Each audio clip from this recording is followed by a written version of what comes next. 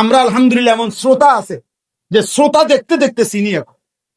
আমি হবিগঞ্জ সিলেট অঞ্চলে আমার একটা ছেলেরে আমি দীর্ঘ 4-5 বছর ধরে দেখতাম, প্রত্যেক মাহফিলে দেখছি হে সামনে বস, আমি বইলেই তারে নজরে ফুটতাম। পরে একদিন আমি তারে ডাকছি, ডাইকে আমি বললাম তুমি কি করো? কয় হুজুর আমি ঘাস, মানে প্রতিদিন ঘাস কাটি আর ঘাস কাইটা বিক্রি করি, যা পাই তা দিয়ে সংসার চালাই।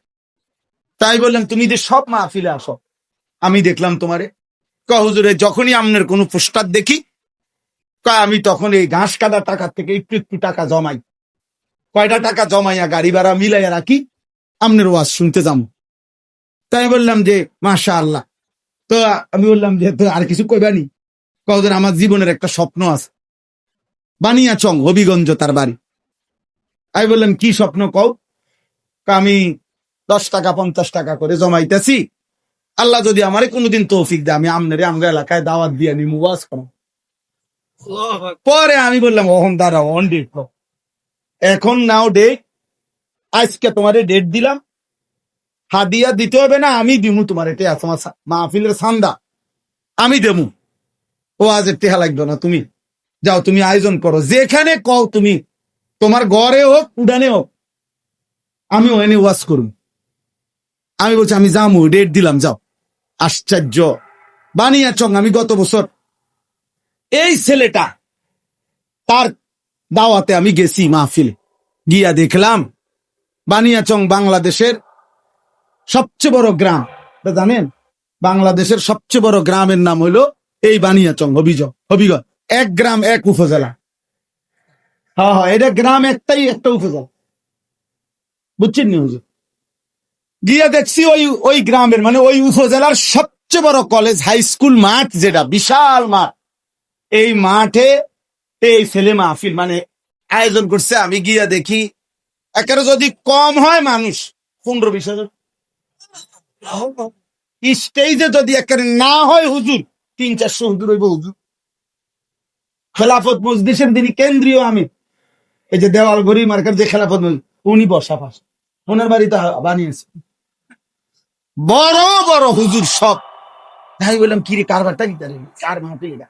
হুজুর কইছি তো আমার আইয়া এলাকা হয়, আমার আর ধরতে দিছে না, সব আলে মোলামা পাবলিক মিল্লা এই মাহফিলটা এত বড় বানায় ফেলছে।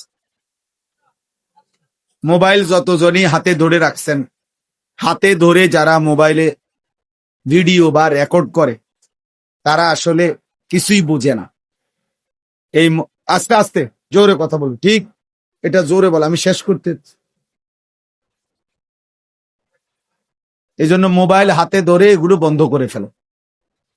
প্রিয় ভাই, জীবনটা শুধু মোবাইলের জন্য, এই পৃথিবীতে আমাদের সমস্ত কিছু মোবাইল নির্ভর না। মোবাইলে প্রত্যেকের মোবাইলে ওয়াজ আছে, ভালো মন্দ অনেক কিছুই আছে, কিন্তু দিলের মধ্যে কি আছে, কলিজার মধ্যে কি আছে, এটা দেখার বিষয়। একটা মাহফিলের আয়োজনের মধ্যে অনেক কষ্ট হয়। এই ব্যাপক আয়োজন, এই ব্যাপক ব্যস্ততার ভিতরে যদি কিছু অর্জন না হয় দিলের মধ্যে, তেমন উল্লেখযোগ্য কোনো ফায়দা নেই। বক্তা আসলো, উঠলো, নামলো, শ্রোতা একবার দৌড় দিয়ে আইলো, আরেকবার খালি হয়ে গেল। এই আসা যাওয়ার দ্বারা কিছু বুট বাদাম চটপটি বিক্রি হলো, এর দ্বারা তেমন উল্লেখযোগ্য কোনো ফায়দা নেই।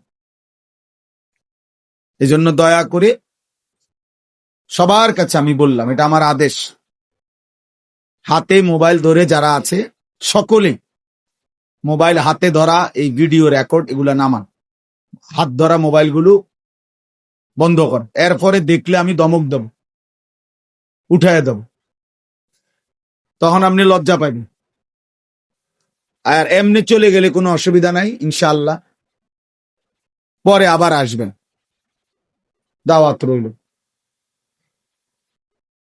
কোরআনুল কারীমের যে 4টি আয়াত আমি পড়ছি, এই 4টি আয়াতের মধ্যে আল্লাহ তাআলা প্রথম 3 আয়াত আমাদেরকে 5টা কথা মনে করাইছে। আমাদেরকে লক্ষ্য করে আল্লাহ 5টি কথা বলছেন, বলে চতুর্থ নম্বর আয়াতে একটা চূড়ান্ত সত্য কথা আমাদেরকে শুনাইছে, যেই সত্যের মুখোমুখি আমাদের সকলকেই হতে হবে। আমরা স্বীকার করি বা না করি, মনে থাকুক বা না থাকুক, ঘুমে থাকি বা সজাগ থাকি, সুখে থাকি বা দুঃখে থাকি, আনন্দে বা বেদনায়, রাজপ্রাসাদ বা কুড়ে ঘরে, রাতে কিংবা দিনে, একাকী কিংবা প্রকাশ্যে, নিরাপদে কিংবা অনিরাপদে, আল্লাহ তাআলা বলেন একটি চূড়ান্ত সত্য তোমাদেরকে গ্রহণ করতেই হবে, সেটা হলো মৃত্যু।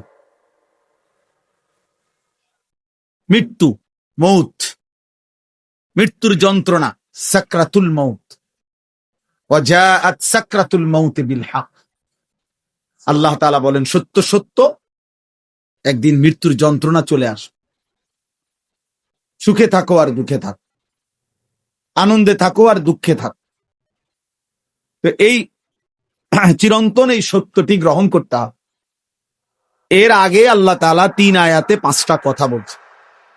আগে আপনারা এই 5টা কথা আগে শুনেন, এরপরে চতুর্থ নম্বর আয়াতের কথাটা তো আমি এখন বলেই ফেললাম, আবার সেটা বলবো।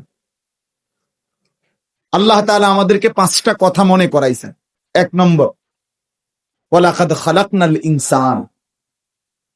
আল্লাহ বলছেন সবাই মনে রাখবা, আমি আল্লাহই মানুষকে সৃষ্টি করেছি।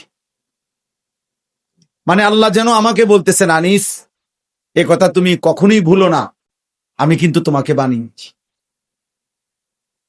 আমাদের প্রত্যেককে আল্লাহ তাআলা এই কথা বোঝাচ্ছেন যে মনে রেখো, আমি তোমাকে সৃষ্টি করছি, তোমার অস্তিত্বের প্রতিটা বিন্দু আমার হাতের গড়া। অতএব যেই কোনো শক্তিতে, যেই কোনো বুদ্ধিতে, যেই কোনো কৌশলে, ফন্দিতে তুমি আমার থেকে ছুটতে পারতাম, আমি তোমাকে বানিয়েছি।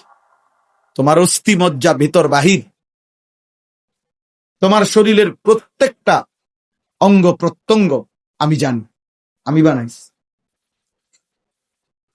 অতএব এটা আল্লাহ তাআলা আমাদেরকে মনে করাই দিছে, আমি আল্লাহ তোমাকে সৃষ্টি করেছি, বানিয়েছি। আমার থেকে তুমি আড়াল হবা কেমন? আমার বাঁধন থেকে তুমি ছুটবা কেমন?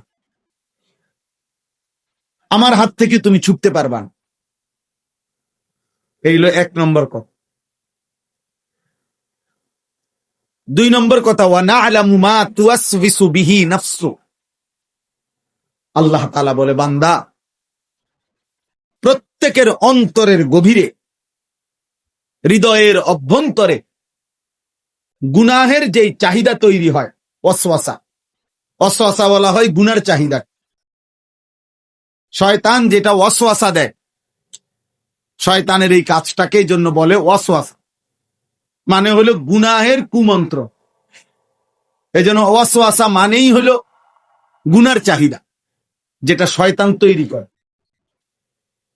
আল্লাহ তাআলা কুরআনুল কারীমে বলছেন, ওমান ইয়াত্তাবি' খুতুওয়াতিশ শাইতান ফাইন্নাহু ইয়া'মুরু বিল ফাহশাই ওয়াল মুনকার।